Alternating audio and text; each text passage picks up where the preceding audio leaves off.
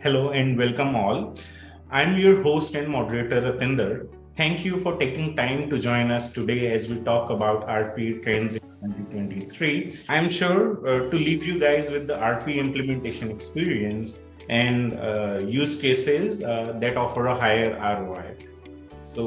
Firstly, I'm pleased to introduce speaker for today, Mr. Birinder Singh. He is the co-founder and CEO of Auxiliobits Technologies. And his team has been working since long in RPA and have done automation um, of the processes all around the globe, be it in the healthcare, retail, manufacturing, and so many domains, right? Hi, welcome, Birinder. Hi, Ratinder. Thank you for having me today. I'm very excited to be part of this conversation. Great. So, Brinder will be jumping up quickly because we have a lot of agendas to cover today. So, I'm very eager to know, Brinder, how RP and why RP? Yeah, so back in 2018, when we were doing some conventional services, and also it all came to my mind that why not start something that can revolutionize how the businesses are working today, right? And the pandemic fueled that thought. The way the businesses operated during the pandemic, I thought the RPA was the one technology, on which businesses could actually rely, and we could actually, get them to automate stuff in a very resilient, robust manner. So rather than just, relying on the human beings for business, RPA, got altogether a different perspective of how the business can be done. And your employees and your, the human workforce that you have can still be in a safer place, and the business continuity can be, achieved. So pandemic taught us, right? And RPA excites me a lot. I mean, because it's basically agnostic. It's technology agnostic. It's environment agnostic. It's basically any kind of integrations you can do using RPA. It is basically domain agnostic, so any businesses can think of adopting RPA at any point of time. So it basically excites me, and this is how I thought that RPA is the technology going forward, and which actually will help businesses flourish and be sustainable in the future. Right, great, Brinder.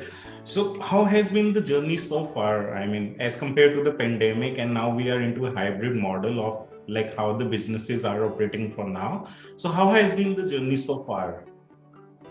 Yeah, I think initially when we approached the businesses and the medium or larger enterprises, so they were just trying to get a feel of how RPA can help their businesses. So they were just looking at the POCs. They were looking at the low hanging fruits. They were looking at some things that can be automated pretty quickly, right? And that is how they got a taste of what RPA can give them in terms of their business continuity, in terms of their business process automation. But as they came to know about the capabilities, the power of RPA, they realized that it must be in the DNA of how the business owners or the business stakeholders think, that how the RPA can actually revolutionize the way their businesses would look like after 2 years, after 5 years, after 10 years, right? So they wanted to change that DNA. So every stakeholder came together. They knew the power of RPA by doing a little bit of POCs and adopting certain process automation, and then they started thinking big. So how to scale up their automation program, how to get the automation thinking going within the people in the organization. So it's lot more has changed. I mean, with the advent of intelligent automation, with the advent of business process mining, right? So you get to know a lot of stuff that can be automated and how the businesses can run. So this is quite quite a bit of revolution, right? So it's been a good journey for us. Wow. Yeah. So I remember initial few days, like we were having some clients meeting and showing them the demo, and they were very excited that, okay, no one is touching the keyboard, no one is touching the mouse, and the things are going on itself, right? So that's a very keen experience for the business users as well. Right? Perfect. Yeah, so that was the first touch. That was the first experience of what RPA is capable of. And once they came to know about that, and then they knew that the bots can also be more intelligent. Bots can also take decisions by themselves. So that added to the value that RPA brings in for the businesses. Okay. And you talk about like the future of the businesses, right, for in the coming 5 to 10 years. But how do you see the technology as RP as a whole to involve in the next coming 5 to 10 years? Yeah, that's a great question, actually. So we have been through the pandemic in the recent past, and we know that how businesses suffer, and what kind of continuity the businesses may need, and what are the tools that are required to get that continuity in when all the human race is suffering, everybody's paranoid, you don't know what is happening the next day. So RPA as a technology, RPA as a tool, I mean, it basically enables the businesses to be sustainable. It enables the businesses to even grow and scale. In situations like the pandemic happened in the recent past, and with the advent of intelligent automation, artificial intelligence, machine learning being built into the bots, which are actually doing this kind of process automation. So it has enabled the business leaders like the CIOs, CEOs to think automation first, right? So thinking automation first, getting those things into their own DNA, and thinking about business and automation side by side is in itself is like what will take this technology a lot more further into the time. So this is what I feel, right? So as we work with UiPath a lot, right, and there are tools like process mining, there are intelligent document processing which is coming in. There are other technologies which are supporting end-to-end automation solutions for a business. I think it has a long way to go, and I'm pretty excited about it. Great.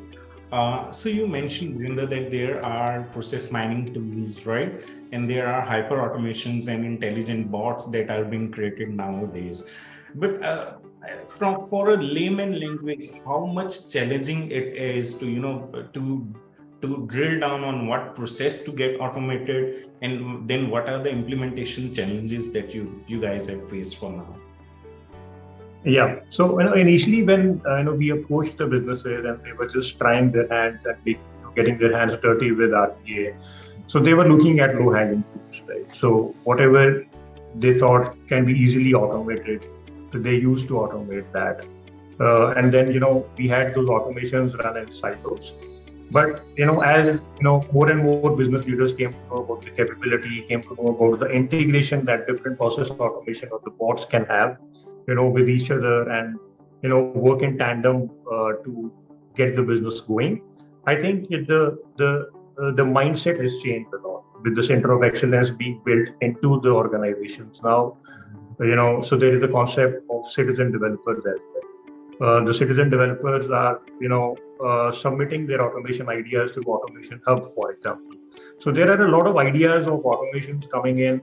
The departments which were actually initially working in silos have come in and on the same page to get those automations defined and then going.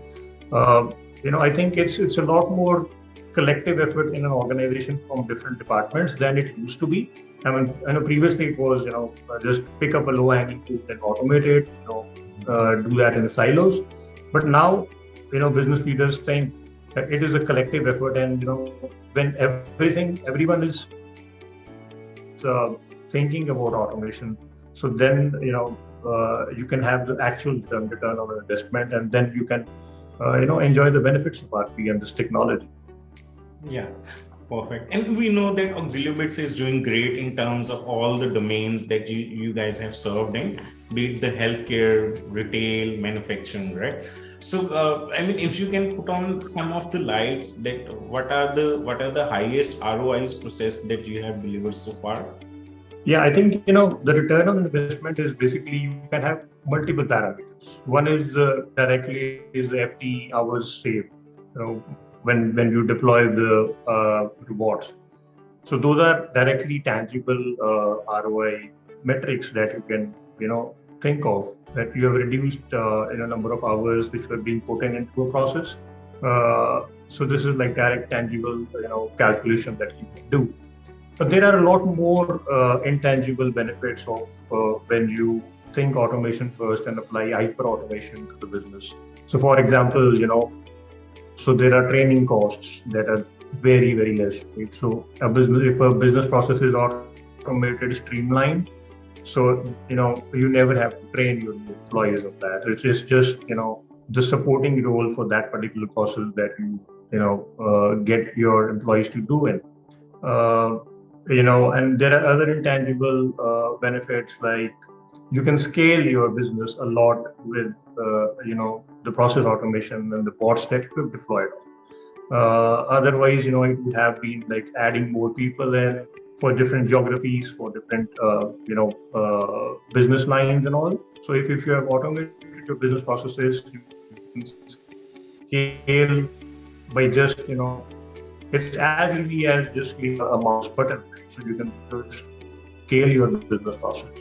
Intangible and tangible ROI metrics that we provide, and we have like in-house dashboards built around what kind of automations are there, and even the tools like UiPath provide those kind of dashboards which can give you the ROIs for that. But we have built into the intangible ROI metrics as well, which can be a lot of insights to the business users. Great. So Birinder, we are just running out of time. So just one last thing before we conclude, right? So how effective are the results till date? I mean, in terms of accuracy as well, and in terms of dependability on the bots. Yeah, I think it's all about making that particular thing, resilient and more robust. And it's about that you're putting the bot processes and how you're developing that. So so currently we are working with not many healthcare organizations, the manufacturing ones, the BFSI ones, and they have like hundreds of bots live in production, and they're relying on them. They're getting the ROI from them, and obviously we have built in some mechanisms like handling the exceptions, handling the errors whenever they occur, and how to deal with them. But I think it's according to me, it's more than 98% of accuracy and robustness that we are able to achieve. Yeah, really. Thanks, Birinder, for this insightful session. And I thank you everyone for joining us. It's great to know about the industry specific use cases, Birinder, and about the hyper automation and the benefits of the early adoptions. I guess with the rise of low code platforms and more integrations coming up, RPA can be RPA can help your businesses enjoy a range of advantages, right?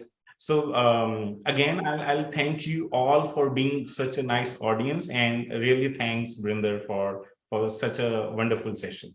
Thank you. Thank you for having me. Yeah. Bye. Bye.